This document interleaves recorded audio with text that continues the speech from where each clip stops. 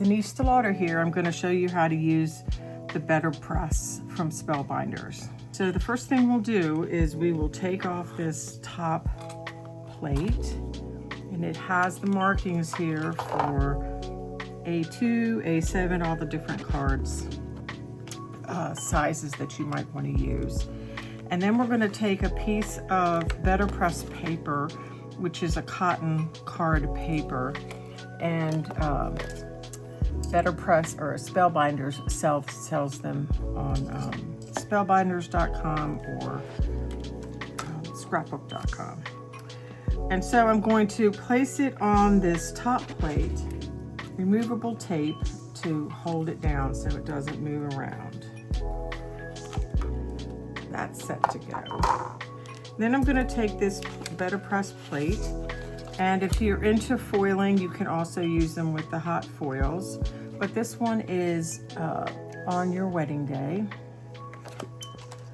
And I'm simply going to place it on this plate here, this gray grid plate, and it does have a magnet in it. So you want to make sure you have it centered as much as you want it centered on this Betterpress plate. And then I just got this black ink made for Betterpress. You could use any black ink. And the reason is I want to make sure I get this ink on the plate only, because I've had some oopsies by getting it on the grid part. And although it's not supposed to press that, sometimes it does, but you know.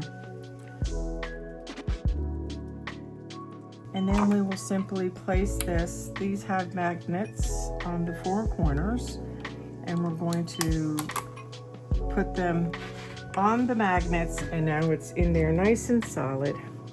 So then I'll take my Spellbinders Platinum 6 platform, and all I'm going to do is run this through the platform, and it's going to press down, and it's not a hard press. It's super easy to run it through, and then I'm going to come back with it.